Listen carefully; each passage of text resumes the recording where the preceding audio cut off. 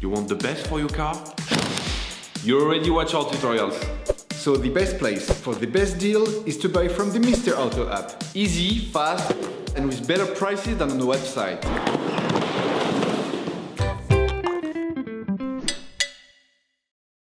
You will find the bulk inner and outer tyre rods used in the video exclusively on the Mr. Auto website and through the link in the description. Turn your engine off and pull up the handbrake. To be able to change the inner and outer tyre rods on your vehicle, you must remove the wheels to gain complete access to the steering system. Loosen the stud bolts on the front wheels. Lift the front of the vehicle. Place the vehicle on the axle stands. We strongly suggest watching the tutorial, raising your vehicle safely before carrying out this step. Don't forget to slide the wheels under the vehicle. You can now see the outer tyre rod end.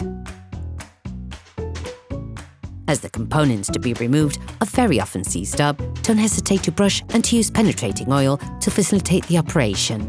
With a marker, trace a line between the axle joint and the tyre rod end. It will help later during the disassembly and reassembly process. Using a 20mm spanner, release the tyre rod end lug nut on the inner tyre rod side. The lug nut is there to prevent any rotation of the two parts towards each other, which could have an impact on the alignment of your vehicle. Brush the tyre rod end retaining nut and spray it with penetrating oil. Using a 17mm spanner, release the holding lug nut on the tyre rod end. If you don't have a ball joint puller, take a hammer and hit the lug nut hard just at the end of the threading. The ball joint should move away from the pivot. Only tap on the tyre rod end pivot if you're changing the tyre rod end, otherwise you risk damaging the threading.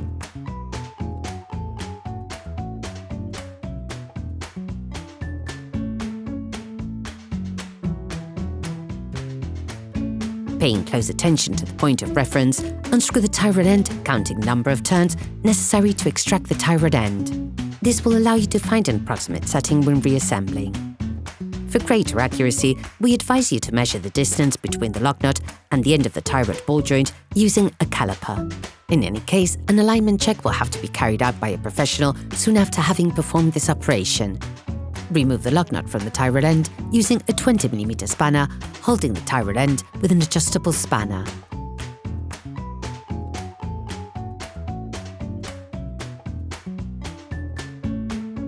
All parts used in this tutorial are supplied by our trusted partners. These partners also help us create as many video tutorials as possible. Check them out in the description below.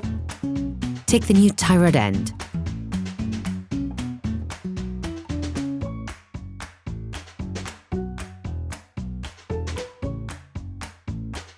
You will find the bulk, parts and products used in the video on the Mr. Auto site and in the link in the description.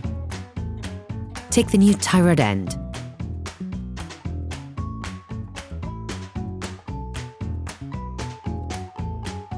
Put the tyre rod end back in place, making the same number of turns as counted during disassembly.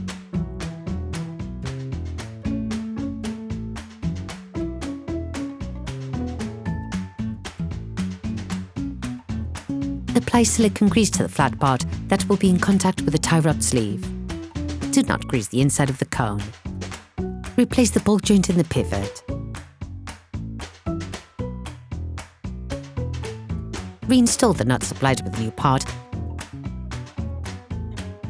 and tighten it using a 17mm spanner, a ratchet and a Torx 30 bit.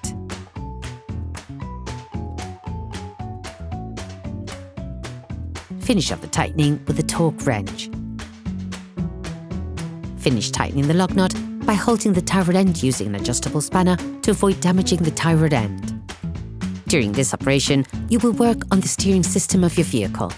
Checks on tyre alignment, when carried out by a professional, will guarantee that your steering system has been perfectly aligned and is in good working order. Then, you will be able to put the wheels back on your vehicle. Put your vehicle back on the ground and fix the wheels in place properly. Operation completed. Hi, it's Theo from Usetool. I hope this video has helped you a lot in your car maintenance. We would be super grateful if you could spread the word so that we can produce even more tutorials. Simply give us a like, a comment, and hit that subscribe button. It really helps us boost the channel and help the whole community. Thanks a lot and have a great one.